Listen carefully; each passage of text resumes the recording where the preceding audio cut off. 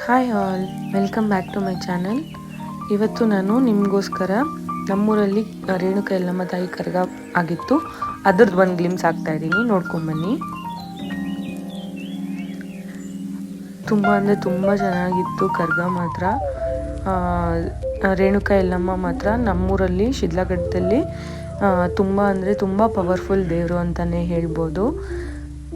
ನನಗಂತೂ ತುಂಬ ಇಷ್ಟ ಆಯಿತು. ನನ್ನ ಮದುವೆ ಆದಮೇಲೆ ನನ್ನ ಫಸ್ಟ್ ಎಕ್ಸ್ಪೀರಿಯೆನ್ಸು ಇಷ್ಟು ಹತ್ರದಿಂದ ನಾನು ಕರ್ಗನ ಎಕ್ಸ್ಪೀರಿಯೆನ್ಸ್ ಮಾಡಿದ್ದು. ಅದಾದಮೇಲೆ ನಾನು ಊರಿಗೆ ಬಂದೆ. ಊರಿನಲ್ಲಿ ಎಕ್ಸಿಬಿಷನ್ ಹಾಕಿದ್ರು ಚಿಕ್ಕಬಳ್ಳಾಪುರ ಅಲ್ಲಿ. ಅದರದ್ದು ಒಂದು ಗ್ಲಿಮ್ಸು ಮಕ್ಕಳೆಲ್ಲ ತುಂಬ ಅಂದರೆ ತುಂಬ ಎಂಜಾಯ್ ಮಾಡಿದ್ರು. ಎಲ್ಲ ಥರ ಆಟ ಆಡುವಂಥ ಐಟಮ್ಸ್ ಎಲ್ಲ ಇಟ್ಟಿದ್ದಾರೆ.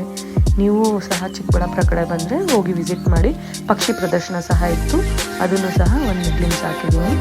ಈಗ ಚೆನ್ನ ಮಸಾಲ ಮಾಡೋದಕ್ಕೆ ನಾನು ಓವರ್ ನೈಟು ಚೆನ್ನಾಗಿ ಕಾಬೂಲ್ ಕಡಲೆ ಅಂತ ಏನು ಹೇಳ್ತೀವೋ ಅದನ್ನು ನಾನು ಓವರ್ ನೈಟ್ ನೆನೆಸಿಟ್ಟಿದ್ದೆ. ಇದನ್ನು ಒಂದು ಕುಕ್ಕರ್ಗೆ ಹಾಕ್ಕೊಳ್ಳೋಣ. ಈ ಕಾಳುಗಳನ್ನು ಬೇಯೋದಕ್ಕೆ ಒಂದು ಸ್ವಲ್ಪ ನೀರು, ಹಾಗೆ ಒಂದು ಸ್ವಲ್ಪ ಉಪ್ಪು, ಒಂದು ಸ್ವಲ್ಪ ಅರಿಶಿಣ ಇಷ್ಟನ್ನು ಹಾಕ್ಕೊಂಡು ಬೇಯಿಸ್ಕೊಳ್ಳೋಣ. ಕಾಬೂಲ್ ಕಡಲೆ ತುಂಬ ಹೆಲ್ತ್ಗೆ ಒಳ್ಳೆಯದು. ವೆಜಿಟೇರಿಯನ್ಸ್ಗಂತೂ ಇದು ತುಂಬಾ ಒಳ್ಳೆಯದು. ಯಾಕೆಂದರೆ ನಮಗೆ ಬೇರೆ ಸೋರ್ಸಸ್ ಯಾವುದೂ ಇರಲ್ಲ. ಪ್ರೋಟೀನ್ಗಾಗಲಿ ಅಥವಾ ಏನೇ ಒಂದು ವಿಟಮಿನ್ಸ್ಗಾಗಲಿ ನಾವು ಕಾಳುಗಳನ್ನು ಚೆನ್ನಾಗಿ ತಿನ್ನಬೇಕು. ಅದರಲ್ಲಿ ಇದು ಒಂದು ನನ್ನ ಮಕ್ಕಳಿಗೆ ತುಂಬ ಇಷ್ಟ ಆಗುತ್ತೆ. ಇದನ್ನು ಬೇಯಿಸ್ಬಿಟ್ಟು ಒಂದು ಸ್ವಲ್ಪ ಒಗ್ಗರಣೆ ಹಾಕ್ಕೊಟ್ರೆ ನನ್ನ ಇಬ್ಬರು ಮಕ್ಕಳು ಅಷ್ಟೇ ನೀಟಾಗಿ ತಿಂತಾರೆ. ಸೊ ಇದಕ್ಕೆ ನಾನು ಒಂದು ಸ್ವಲ್ಪ ಎಣ್ಣೆ ಸಹ ಹಾಕ್ಕೊಂಡಿದ್ದೀನಿ. ಇಲ್ಲಿ ಒಂದು ನಾನು ಮರ್ತೋಗ್ಬಿಟ್ಟಿದ್ದೀನಿ, ಒಂದು ಪಾಟ್ಲಿ ಥರ ಮಾಡಿಕೊಂಡು ಈ ಸ್ಪೈಸಸ್ನೆಲ್ಲನೂ ನಾನು ಇಟ್ಕೋತಾ ಇದ್ದೆ. ಇವತ್ತು ನಾನು ಮರ್ತೋಗ್ಬಿಟ್ಟಿದ್ದೀನಿ. ಅದನ್ನು ಸಹ ನಾವು ಇದ್ರೊಳಗಡೆ ಹಾಕಬೇಕು. ಆ ಪಾಟ್ಲಿಯಲ್ಲಿ ಏನೇನು ಹಾಕಬೇಕು ಅಂದರೆ ಏಲಕ್ಕಿ, ಹಾಗೆ ಚಕ್ಕೆ, ಒಂದೆರಡು ಲವಂಗ, ಇಷ್ಟನ್ನು ಒಂದು ಚಿಕ್ಕ ಪಾಟ್ಲಿ ಹಾಕಿ ಒಳಗಡೆ ಇಟ್ಬಿಟ್ಟು ಅದನ್ನು ಕುಕ್ಕರ್ ಬೇಯಿಸಬೇಕು. ಆವಾಗ ಆ ಅರೋಮ ಎಲ್ಲ ಕಡೆ ಸ್ಪ್ರೆಡ್ ಆಗುತ್ತೆ. ನೆಕ್ಸ್ಟು ನಾನು ಒಗ್ಗರಣೆಗೆ ಈರುಳ್ಳಿನ ದೊಡ್ಡದಾಗಿ ಕಟ್ ಮಾಡ್ಕೋತಾ ಇದ್ದೀನಿ. ದೊಡ್ಡದಾಗಿ ಕಟ್ ಮಾಡಿಕೊಂಡು ಒಂದು ಪಕ್ಕಕ್ಕೆ ಇಟ್ಕೋತಾ ಇದ್ದೀನಿ. ನಾನಿಲ್ಲಿ ಈಕ್ವಲ್ ಪ್ರಪೋರ್ಷನ್ ತೊಗೋತೀನಿ ಯಾವತ್ತೇ ಆಗಲಿ. ಬಟ್ ಇಲ್ಲಿ ನಾನು ಈರುಳ್ಳಿ ದೊಡ್ಡದಾಗಿ ದೊಡ್ಡದು ಇತ್ತು ಈರುಳ್ಳಿ, ಅದಕ್ಕೋಸ್ಕರ 1:1 ಆ ಥರ ತೊಗೊಳ್ಬೇಕು, ಆವಾಗ ಚೆನ್ನಾಗಿರುತ್ತೆ. ಸೊ ಇಲ್ಲಿ ನಾನು 3 ಟೊಮ್ಯಾಟೊ ತೊಗೊಂಡಿದ್ದೀನಿ, 2 ಈರುಳ್ಳಿ ತೊಗೊಂಡಿದ್ದೀನಿ, ಯಾಕೆಂದರೆ ಈರುಳ್ಳಿ ದೊಡ್ಡದಾಗಿತ್ತು ಅದಕ್ಕೋಸ್ಕರ. ಇದಾದಮೇಲೆ ನಾನು ಟೊಮ್ಯಾಟೊ ಎಲ್ಲ ಕಟ್ ಮಾಡಿಕೊಂಡು ಆ ಈರುಳ್ಳಿ ಎಲ್ಲ ದೊಡ್ಡದಾಗಿ ಕಟ್ ಮಾಡ್ಕೊಂಡು ಒಗ್ಗರಣೆಗೆ ಅಂತ ಪಕ್ಕಕ್ಕೆ ಇಟ್ಬಿಟ್ಟಿದ್ದೀನಿ. ಮತ್ತು ಈಗ ನೋಡಿ, ಬೆಳ್ಳುಳ್ಳಿನ ಬಿಡಿಸೋದು ತುಂಬ ಕಷ್ಟ ಅಂತೀರ. ಇದನ್ನ ನೀಟಾಗಿ ಹಿಂಗೆ ಒಂದು ಹೋಲ್ಡ್ ಮಾಡಿದ್ರೆ ಅದು ಓಪನ್ ಆಗುತ್ತೆ, ಈಸಿಯಾಗಿ ಬಿಡಿಸ್ಬಿಡ್ಬೋದು. ಇದಾದಮೇಲೆ ಇಲ್ಲಿ ಕುಕ್ಕರ್ ಆಲ್ರೆಡಿ ಕುಕ್ತಿದೆ, ಇದು ಬೆಂದಿದೆ ಕಾಳು. ಅದಕ್ಕೂ ಮುಂಚೆ ನಾನು ಒಗ್ಗರಣೆಗೆ ಏನೇನು ಬೇಕೋ ಎಲ್ಲ ರೆಡಿ ಮಾಡ್ಕೊತಾ ಇದ್ದೀನಿ. ಅದಾದಮೇಲೆ ಇಲ್ಲಿ ನಾನು ಈರುಳ್ಳಿ, ಟೊಮ್ಯಾಟೊ, ಬೆಳ್ಳುಳ್ಳಿ ಮತ್ತು ಶುಂಠಿ ಇಷ್ಟನ್ನು ರೆಡಿ ಮಾಡ್ಕೊಂಡಿದ್ದೀನಿ ಒಗ್ಗರಣೆಗೆ. ಈಗ ಒಂದು ಸ್ಟವ್ ಹಚ್ಕೊಂಡು ಒಂದು ಪ್ಯಾನ್ ಇಟ್ಕೊಂಡು ಇದಕ್ಕೆ ಒಂದು ಸ್ವಲ್ಪ ಎಣ್ಣೆ.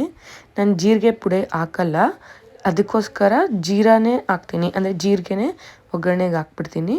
ಅದಾದಮೇಲೆ ಸ್ವಲ್ಪ ಈರುಳ್ಳಿ ಏನೇನು ಹಚ್ಕೊಂಡಿದ್ರು ಅದನ್ನೆಲ್ಲನೂ ಹಾಕ್ಕೋಬೇಕು. ಫಸ್ಟ್ ಈರುಳ್ಳಿ ಹಾಕ್ಕೋತಾ ಇದ್ದೀನಿ.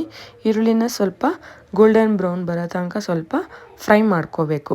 ಆಮೇಲೆ ಈ ಒಗ್ಗರಣೆ ಸ್ಮೆಲ್ ನನಗೆ ತುಂಬ ಇಷ್ಟ ಆಗುತ್ತೆ.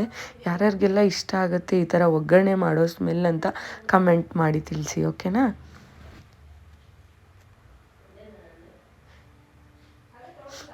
ದೊಡ್ಡದಾಗಿ ಹಚ್ಚಿರ್ತೀರಲ್ವ, ಅದನ್ನು ಸ್ವಲ್ಪ ಹಿಂಗೆ ಕುಟ್ಕೊಂಡು ಮಾಡ್ಕೋತಾ ಇದ್ದೀನಿ. ಸೊ ಇದನ್ನು ಚೆನ್ನಾಗಿ ಫ್ರೈ ಎಲ್ಲ ಆದಮೇಲೆ ಜೀರಿಗೆ ಮತ್ತು ಈರುಳ್ಳಿ ಚೆನ್ನಾಗಿ ಫ್ರೈ ಆಗಬೇಕು, ಗೋಲ್ಡನ್ ಬ್ರೌನ್ ಬರಬೇಕು.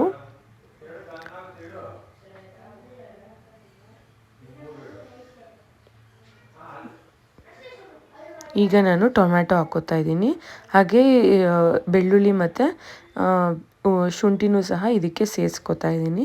ಇದನ್ನ ಚೆನ್ನಾಗಿ ಟೊಮ್ಯಾಟೊ ಬಂದು ಸಾಫ್ಟ್ ಆಗಬೇಕು, ಅಲ್ಲಿವರೆಗೂ ನಾನು ಏನು ಮಾಡ್ತೀನಿ, ಸ್ವಲ್ಪ ಬೇಯಿಸ್ಕೊತೀನಿ. ಇದಕ್ಕೆ ನಾನು ಸ್ವಲ್ಪ ಗೋಡಂಬಿ ಸಹ ಹಾಕ್ಕೋತೀನಿ.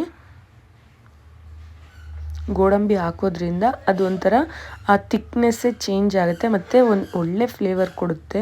ಈ ಗ್ರೇವಿಗಳಿಗೆ ಎಲ್ಲದಕ್ಕೂ ಅಷ್ಟೇ ನಾನು ಸ್ವಲ್ಪ ಕಡಲೆಪಪ್ಪು ಆ್ಯಡ್ ಮಾಡ್ತೀನಿ, ಗೋಡಂಬಿನೂ ಆ್ಯಡ್ ಮಾಡ್ತೀನಿ.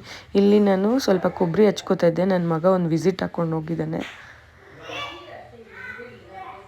ಇದಾದಮೇಲೆ ಈ ಕೊಬ್ಬರಿ ಏನು ಹಚ್ಕೊಂಡಿದ್ರು ಅದನ್ನು ಫಸ್ಟು ನಾನು ಒಂದು ಸ್ವಲ್ಪ ಫೈನ್ ಪೇಸ್ಟ್ ಮಾಡ್ಕೋತೀನಿ. ಅದಾದಮೇಲೆ ಈ ಏನು ಈರುಳ್ಳಿ ಮತ್ತು ಟೊಮ್ಯಾಟೊ ಮತ್ತು ಏನೇನು ಎಲ್ಲ ಫ್ರೈ ಮಾಡ್ಕೊಂಡಿದ್ರು ಅದನ್ನೆಲ್ಲ ಒಂದು ಸಲ ಮಿಕ್ಸಿ ಮಾಡ್ಕೊಂಡು, ಅದಕ್ಕೂ ಮುಂಚೆ ನಾನು ಒಗ್ಗರಣೆಗೆ ಏನೇನು ಬೇಕೋ ಅದನ್ನೆಲ್ಲ ರೆಡಿ ಮಾಡಿಕೊಂಡೆ. ಈಗ ಮಿಕ್ಸಿ ಜಾರ್ಗೆ ಹಾಕ್ಕೊಂಡು ಮಾಡ್ಕೋತಾ ಇದ್ದೀನಿ. ಅದಕ್ಕೆ ಸ್ವಲ್ಪ ಬೆಂದಿರೋ ಕಾಳು ಸಹ ಹಾಕ್ಕೋಬೇಕು. ಆಮೇಲೆ ಎಲ್ಲ ಪುಡಿಗಳನ್ನೂ ಹಾಕ್ಕೋಬೇಕು. ಗರಂ ಮಸಾಲ,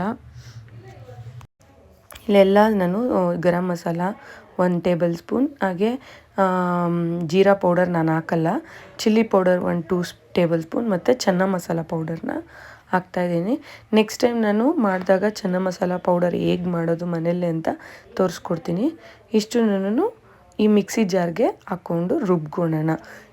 ಇದು ಮಿಕ್ಸಿ ಜಾರ್ಗೆ ಹಾಕ್ಕೊಂಡಾಗ ಫೈನ್ ಪೇಸ್ಟಾಗಿ ರುಬ್ಕೊಳ್ಳೋಣ. ಇದನ್ನು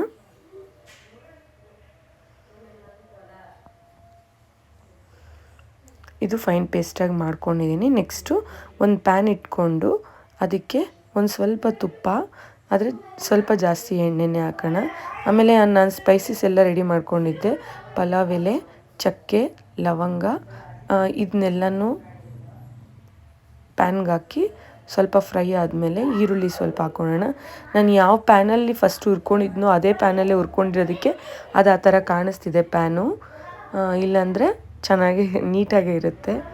ಆಮೇಲೆ ಈ ಏನು ನಾನು ಇದು ಮಾಡ್ಕೊಂಡಿದ್ನೋ ಅದೆಲ್ಲ ನಾನು ಆ್ಯಡ್ ಮಾಡಿಕೊಂಡು ಮಿಕ್ಸ್ ಮಾಡ್ಕೊತಾ ಇದ್ದೀನಿ.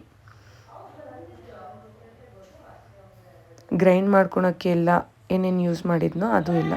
ಆಮೇಲೆ ಇಲ್ಲಿ ಸ್ವಲ್ಪ ಕಲ್ಲುಪ್ಪನ್ನು ಸಹ ಆ್ಯಡ್ ಮಾಡ್ಕೊತಾ ಇದ್ದೀನಿ. ನಾವು ಕಲ್ಲುಪ್ಪನ್ನು ಯಾವತ್ತೂ ಒಂದು ಪ್ಲಾಸ್ಟಿಕ್ ಇದರಲ್ಲಿ ಅಥವಾ ಬೇರೆ ಯಾವುದನ್ನ ಇದರಲ್ಲಿ ಏನಂತಾರೆ ಈ ಟಪ್ಪರ್ವೇರ್ ಪ್ರಾಡಕ್ಟ್ಸ್ನ ಅದರಲ್ಲಿ ಇಡೋದ್ರ ಬದಲು ನಾವು ಈ ಥರ ಏನಂತಾರೆ ಪಿಂಗಾಣಿ ಇದರಲ್ಲಿಟ್ಟರೆ ಚೆನ್ನಾಗಿರುತ್ತೆ ಅಂತ ಹೇಳ್ತಾರೆ. ಆಮೇಲೆ ಇದಕ್ಕೆ ಸ್ವಲ್ಪ ಕಸ್ತೂರಿ ಮೇಥಿ ಆ್ಯಡ್ ಮಾಡ್ಕೋತಾ ಇದ್ದೀನಿ. ಕಸ್ತೂರಿ ಮೇಥಿ ಆ್ಯಡ್ ಮಾಡೋದ್ರಿಂದ ಯಾವುದೇ ಒಂದು ಗ್ರೇವಿಗೆ ತುಂಬ ಒಳ್ಳೆ ಫ್ಲೇವರ್ ಸಿಗುತ್ತೆ, ಅದು ಚೆನ್ನಾಗಿರುತ್ತೆ. ಟೇಸ್ಟ್ ಮಾತ್ರ ತುಂಬ ಚೆನ್ನಾಗಿತ್ತು. ನಾನಿದು ಊರಿಗೆ ಬಂದಾಗ ಇದು ರೆಗ್ಯುಲರ್ ರೆಸಿಪಿ ನಾನು ಮಾಡಲೇಬೇಕು. ನನ್ನ ತಮ್ಮಗೆ, ನಮ್ಮ ಅಪ್ಪಗೆ, ನನ್ನ ತಂಗಿಗೆ ಎಲ್ಲರಿಗೂ ಇಷ್ಟ ಆಗುತ್ತೆ. ಆಮೇಲೆ ಇದಕ್ಕೆ ಸ್ವಲ್ಪ ಫ್ರೆಶ್ ಕ್ರೀಮ್ ಆ್ಯಡ್ ಮಾಡಬೇಕು. ಫ್ರೆಶ್ ಕ್ರೀಮ್ ಇಲ್ಲದೆ ಇರೋರು ನಾನು ಯೂಶ್ವಲಿ ನ್ಯಾಚುರಲ್ಲಾಗಿ ಸಿಗುವಂತಹ ಕೆನೆ ಅಂತ ಏನು ಹೇಳ್ತೀರಲ್ವ ಅದು ಸ್ವಲ್ಪ ಆ್ಯಡ್ ಮಾಡ್ಕೋತೀನಿ. ಅದನ್ನೇ ನಾವು ಫ್ರೆಶ್ ಕ್ರೀಮ್ ಅಂತ ಮಾರ್ಕೆಟಲ್ಲಿ ಮಾರ್ತಾರೆ. ನಾನು ಇದನ್ನೇ ಯೂಶ್ವಲಿ ಯೂಸ್ ಮಾಡೋದು. ನಾನೇನು ಪ್ರಿಸರ್ವೇಟಿವ್ಸ್ ಹಾಕಿರುವಂಥದ್ದು ಯಾವುದು ಯೂಸ್ ಮಾಡಲ್ಲ. ಹಾಗೆ ಇವಾಗ ಪೂರಿ ಮಾಡ್ಕೋತಾ ಇದ್ದೀನಿ. ಪೂರಿನ ಒಸಿಬೇಕಾದ್ರೆ ಎಣ್ಣೆನೇ ತಗೊಂಡು ಮಾಡೋದ್ರಿಂದ ಚೆನ್ನಾಗಿರುತ್ತೆ. ನಾವೇನನ್ನ ಸ್ವಲ್ಪ ಒಬ್ಬೊಬ್ಬರು ಹಿಟ್ಟನ್ನು ಹಾಕ್ಕೊಂಡು ಒಸಿತಾರೆ, ಆವಾಗ ಈ ಎಣ್ಣೆ ಏನಿರುತ್ತೋ ಅದಕ್ಕೆಲ್ಲ ಕುತ್ಕೊಳ್ಳುತ್ತೆ, ಒಂದು ಸ್ವಲ್ಪ ಕಪ್ಪಗಾಗುತ್ತೆ. ಈಗ ರೆಡಿಯಾಗಿದೆ puri chana masala. Thank you for watching.